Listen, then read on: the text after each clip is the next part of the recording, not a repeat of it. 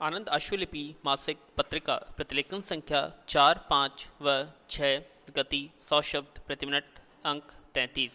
Be ready, 3, 2, 1 start. महोदय, मैं राष्ट्रीयकरण के उस पक्ष पर इसके सिवा और कुछ नहीं कहना चाहूँगी, क्योंकि विशेषज्ञों के रूप में आपने स्वयं ही पिछले वर्षों में देखा होगा कि हमारे मुद्रा व्यवस्था में कौन सी बातें हैं जो कमजोरी और उदासीनता को जन्म देने वाली है, और वे क्या परिस्थितियां हैं जिनके कारण हमारी वित्तीय संस्थाएं अभी तक देश के बड़े भागों की समुचित रूप से सेवा नहीं कर पा रही है। अखबारों के अलावा अन्यत्र भी यह शिकायत मिलती रही है कि बैंकों के राष्ट्रीयकरण के बाद अब उनकी कार्यप्रणाली पर राजनीतिक प्रभाव पड़ सकता है। कुछ समय से यह देखने में आ रहा है कि हमारे बहुत से पुराने विचारों की जगह नए विचार ले रहे हैं, और ऐसा परिवर्तन तभी आ सकता है जब सार्वजनिक स्वामित्व और नियंत्रण समाप्त हो। राजनीति को जीवन के अन्य अंगों से अलग कर सकना बहुत कठिन होता है, लेकिन यह बात न केवल यहाँ बल्कि इंग्लैंड जैसे देशों में स्वीकृति की जाती रही है। एक अंग्रेजी पत्र के कथन का मैंने संसद में भी उदाहरण दिया है कि जो कोई भी चाहता है कि परिस्थिति बनी रहे, वह गैर राजनीतिक व्यक्ति माना जाता है। पैरा, हालांकि ऐसी मान्यता भी राजनीति का ही अंग है, जबकि जो व्यक्ति परिवर्तन चाहता है उसे राजनीतिक व्यक्ति माना जाता है। ये दोनों ही रवैये राजनीतिक होते हैं। ऐसा नहीं है कि एक अधिक राजनीतिक होगा और दूसरा कम। बैंकों का अर्थव्यवस्था के विकास से निकट का संबंध होता है, और इसलिए वे राजनीतिक परिस्थितियों से सर्वथा अछूते नहीं रह सकते। हमारे देश की वर्तमान राजनीतिक स्थिति की मांग है कि बैंकिंग सुविधाओं का अधिकाधिक विस्तार पिछड़े क्षेत्रों में कृषि, लघु उद्योगों आदि के लिए हो, और शायद बैंकिंग के कारोबार को बेहतर सामाजिक उद्देश्यों से जुड़ा होना चाहिए।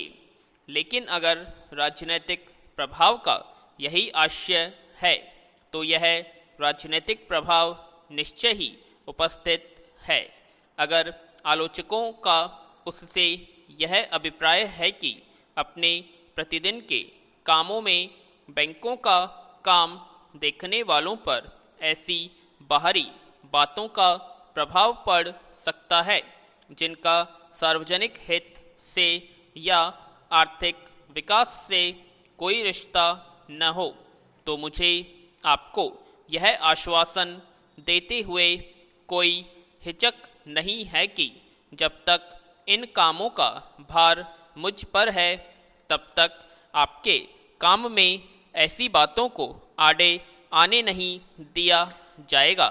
महोदय, भारत के संविधान में प्रदत्त भाषा देवनागरी है। इसी देवनागरी भाषा को राजभाषा कहते हैं। आज सरकार चाहे प्रादेशिक हो, चाहे क्षेत्रीय हो अथवा केंद्रीय हो, आम लोगों के लिए प्रचार प्रसार देवनागरी का ही किया जा रहा है, और बात भी ठीक है। जब तक किसी देश में एक बोलचाल की भाषा न हो तो वहाँ भाषा के लिए ही द्वंद्व चलता रहता है। इसी बात का आकलन करके हमारे संविधान निर्माताओं ने संविधान बनाते समय भाषा कौन सी होनी चाहिए का प्रश्न ही खत्म कर दिया और भारत की राजभाषा देवनागरी हो, ऐसा स्पष्ट उल्लेख संविधान में कर दिया। वैसे तो भारतवर्ष में 80% लोग हिंदी जानते हैं, बोलते हैं तथा लिखते भी हैं, लेकिन फिर भी हिंदी को राजभाषा का दर्जा नहीं मिला, क्योंकि हिंदी भाषा कहीं कहीं इतनी क्लिष्ट हो जाती है कि उसको समझना बड़ा कठिन होता है। इसलिए उस भाषा को राजभाषा बनाया जिसमें सभी भाषाओं के शब्दों का समावेश हो सके, और वह है देवनागरी भाषा। पैरा, इसे देवनागरी लिपि भी कह सकते हैं। जहाँ तक बीमा क्षेत्र में भी आदमी या कंपनी या समूह की बात है, तो पहले जब कोई भी आदमी या कंपनी या समूह बीमा करता था तो वह या तो हमारे विकास अधिकारी पर निर्भर रहता था या जो भी बीमा एजेंट होता था उसी की बात को ब्रह्म वाक्य अथवा विधि सम्मत मान लेता था, क्योंकि चाहे प्रस्ताव हो, चाहे पॉलिसी हो, चाहे कवर नोट हो, चाहे पॉलिसी की शर्तें हो, यानी बीमा संबंधित जितना भी साहित्य था वह अंग्रेजी में ही लिखा और छपा हुआ था, और उसे अच्छी तरह से समझने वाले आज भी 2% से ज़्यादा नहीं है। परिणामतः इसका प्रभाव क्या हुआ कि जब भी किसी ग्राहक को हानि या नुकसान होता तो उससे तरह तरह के प्रश्न तथा कागजात मांगे जाते थे, जिनकी पूर्ति उस समय आम ग्राहक नहीं कर पाता था, और उसकी हानि या नुकसान की भरपाई नहीं हो पाती थी, और उसे तरह तरह से परेशान होना पड़ता था। और ग्राहक के मन में यह धारणा बन गई थी कि बीमा कंपनी से हानि या नुकसान होने पर पैसा लेना बड़ा कठिन कार्य है। इसी कारण आम व्यक्ति बीमा कराने में इतनी रुचि नहीं लेता था, लेकिन आज हमारे बीमा धारकों की संख्या गुणात्मक बड़ी है। पैरा, महोदय, आज के संदर्भ में यदि इसका तुलनात्मक विश्लेषण गंभीरता से करें तो पाएंगे इसका मुख्य कारण भारत सरकार के गृह मंत्रालय के राजभाषा प्रकोष्ठ से स्पष्ट निर्देश है कि प्रत्येक संस्थान, चाहे वह निजी हो, व्यावसायिक हो या जिससे आम आदमी का काम पड़ता हो, उसे अपनी सभी प्रलेख द्विभाषी रखने होंगे, जिनकी एक भाषा देवनागरी होगी। आज प्रत्येक संस्थान अपने साहित्य की एक भाषा देवनागरी भाषा रखता है। यह सारा श्रेय हम भारत सरकार को देंगे, जो समय समय पर इसका मूल्यांकन भी कराती है।